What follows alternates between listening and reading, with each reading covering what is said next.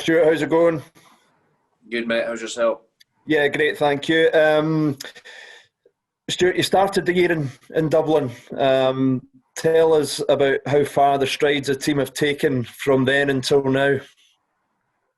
Yeah, look, I think we've learned a lot about ourselves as individuals.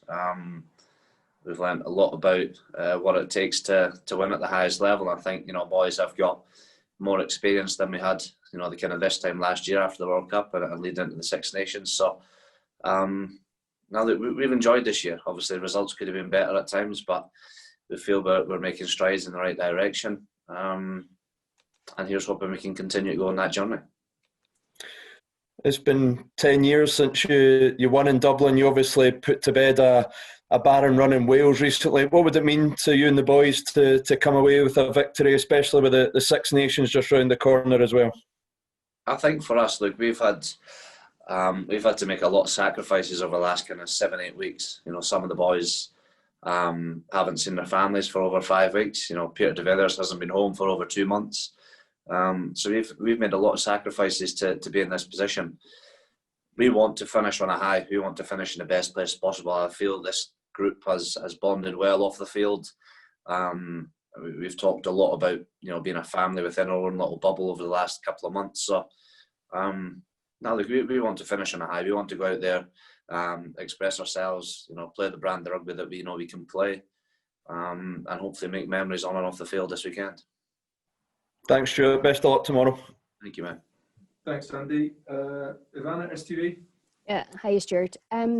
Given the way that Ireland have been performing of late, very poor performances, you obviously did a lot better against Georgia in the second half. Are you guys in the best possible position to go and beat Ireland on home soil for the first time in a decade? Or are you at the moment wary that Ireland could be baying for blood to prove themselves, that they would try to set out their stall at the end of what's been a difficult year? I think you've just got to look at the Ireland team. I think they've probably picked the best 23, definitely 15, that they've picked in recent weeks. So that's a challenge in itself. But we want to take on the best Ireland team possible. We believe we can beat the best Ireland team. So, like I said, it's going to be a huge test for us. It's a challenge for the boys up front to deliver, a good, solid set piece ball, and it's an opportunity for our backs to express ourselves. So, look, it's going to be a huge test, but one that the boys are prepped well for, and we feel we're in a good place. So, bring on tomorrow. Given this will be your 80th cap, and that's an incredible achievement, I suppose it helps to come onto the international scene at 19. Talk about the platform that you've had with Scottish rugby in terms of you came onto the scene, you scored a try in Murrayfield, which Scotland hadn't done in a long time. You have gone to Exeter and you've been able to express yourself there. Have you felt like sometimes you've demonstrated your best play whenever you've been in the blue of Scotland? No, for me, I'm just looking to learn and improve and get better at every single opportunity. I think, being within this squad, as I say, for the last couple of months, we've bonded really well. We've worked incredibly hard on and off the field. And we've got the best group of players and the best, group of coaches that'll bring the best out in everybody. So, look, I'm just wanting to be involved, to play my best rugby. And like everybody else, if I'm not performing, I'm not playing. It's as simple as that. That's great. Thanks very much. Best of luck. Thanks, Ivana. Eleanor from PA, please. Hi, how important is it to finish this year on a high, sort of preparing for next year in the Six Nations? Yeah, like as I said earlier, I think we're on a journey. We've come off the back of a World Cup that didn't go to plan. There's a lot of experience retired after that World Cup. So, with people leaving, gives boys opportunity to come in and learn new things and gain some experience for themselves. So, I think you've got to look at the injuries that we've had at Standoff. We've lost Finn Russell, we've lost Adam Hastings. Duncan Weir came in and done a job, and now it's opened a door for Jaco to come in and earn his first cap. So, look, as I said, I think we're on this journey. We're nowhere near the finished article. We never are going to be. But as long as we understand how tough international rugby can be and how much we can learn from it, we're on the right track to achieving something special. You mentioned Jaco there. How well has he slotted in, and how do you see him going tomorrow? He's been absolutely brilliant. Obviously, he's been in, prior to going back to South Africa to get married. So I've actually never come across him until, he came back into camp last week, and we bonded really well. I've loved his energy around the place. He's been working really hard, and he chases perfection, which I've tried to kind of knock out him a little bit. But I'm excited to see how he goes, and as I say, he's asked questions at the right time, and he's driven us around the field in a good way this week. So hopefully tomorrow he can do the exact same. Thank you. Thanks, Eleanor. Okay, we'll now move on to the 10 p.m. embargo. Steve, Scott, please. Evening, Stuart. It's been a year you've been captain now. As I said before, it's come round full circle, start in Dublin, finish the year in Dublin. What's been the best and worst of your captaincy so far? I've just loved the group, the energy that we've brought on a daily basis, the willingness to learn and improve and get better. But we've had a lot of fun on the field and a lot of fun off the field, and it's just a pleasure to be a part of it. I think for me, I've learned a lot about myself in terms of captaincy. I've asked various questions of various different people, but I'm learning all the time. The biggest thing for me is that I've enjoyed it. I've enjoyed the opportunity to play in the Scotland jersey, to lead these boys, and hopefully, I can continue. Sure. In Dublin in February, I think chance taking was the big problem. A lot of attention was paid to your one, but there were several others where you were turned over in their 22 or very close to their line. Your chance taking has been much better. Has that been a focus since that game in Dublin? Yeah, a huge part of the game that let us down the last time over here was our breakdown work, and we left ourselves short a few times and got turned over at really crucial moments in the game. So that's something we've looked at since then. I believe that we're getting better. And tomorrow's going to be another challenge for us. If we get our breakdown right, we defend really well, we take our opportunities when they're on offer, we give ourselves every chance of winning. So we know it's going to be really, really tough for us, but we're ready. We're excited to go out there. Cheers, sir. Thanks. Thanks, Steve. Rob? Rob?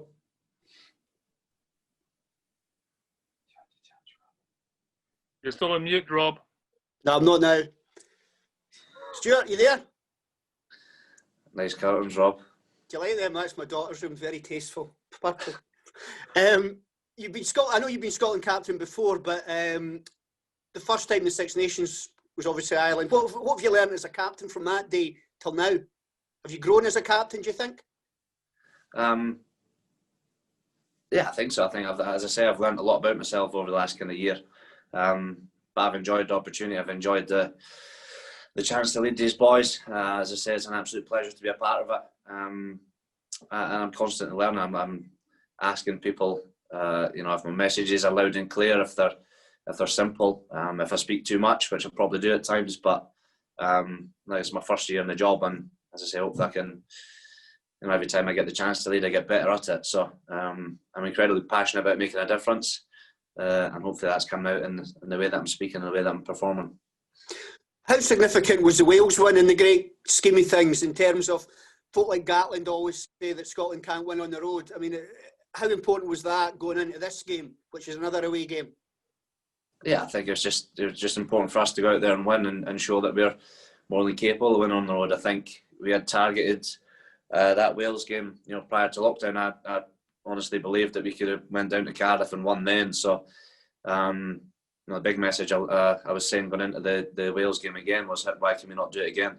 We felt we're in a good place, and then we managed to go down there and turn them over. So, the big thing for us is we're concentrating on ourselves. We know how we can defend. We know how we can attack. And if we can add the two together, we give ourselves every chance of winning. My nice curtains say goodbye and good luck. Cheers. Thank you. Thanks, Rob. Alistair? Yeah, hi, sir.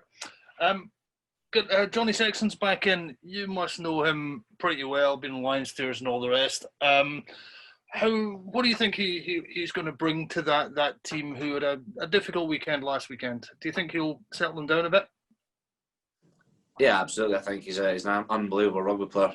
Hugely experienced. He drives any team that he's involved in around the field incredibly well. So, defensively we'll have to be on the money. We can't go chasing him. We can't try and put a big hit in him, because he's more than capable of distributing and putting, boys away through holes. So I think, maybe, what was it? I think it was maybe just last year we went chasing him, and he managed to put boys through holes and ended up in tries. So, well, look, he's an unbelievable talent, and one that we're going to have to keep an eye on tomorrow.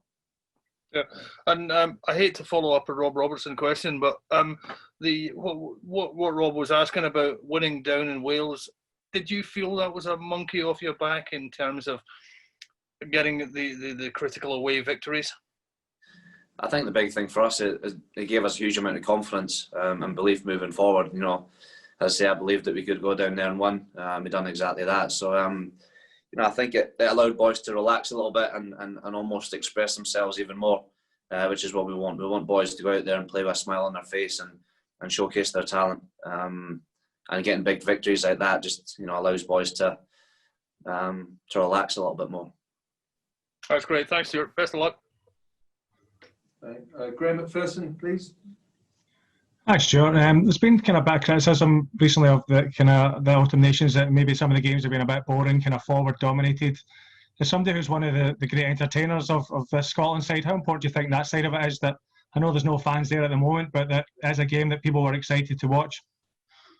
Yeah, we've all been involved in games that are hugely exciting. There's line breaks for fun, scoring tries, but sometimes you haven't won those games, and sometimes you have to win ugly. I don't care how we play. We know that we're capable of scoring tries. But I don't care how we play as long as we're winning test matches. And it might not be to everybody's taste in terms of we want to see lively rugby. We want to see line breaks, offloads, all this kind of thing. But it's all about who doesn't crack first. It's all about just doing the basic things time and time again and making sure that we're winning test matches. I don't care how we win, as long as we win. And now that you've reached this landmark of 80 caps, do you have your sights set on getting 100 in the next couple of years? Yeah, I'm just really looking forward to the opportunity to play tomorrow. I think we've had good preparation and we're ready to go. Thanks, Stuart. Thanks. Graham Bean, please. Hi, Stuart. Just going back to what you're saying about not really caring how you win. Do you think the lack of fans has had an effect on the style of rugby during this Autumn Nations Cup? I think it's difficult to kind of comment on that. I think for us, we know how we can play. We want to play an exciting brand of rugby, but it's all about doing the simple things well and making sure that you're playing rugby in the right areas. We want to play exciting brand of rugby, but there's a time and a place for it. We understand that sometimes it'll be on to stick the ball up the jumper. Again, it all comes down to the weather. If the weather's shocking, it's sometimes better to be without the ball and just defend. So, without sounding like a broken record, I honestly don't care how we win, as long as we're winning test matches. And we can win 6-3. I'll be happy with that. Are you surprised by the amount of criticism and comment that there has been about the kind of standard of all the games in this competition?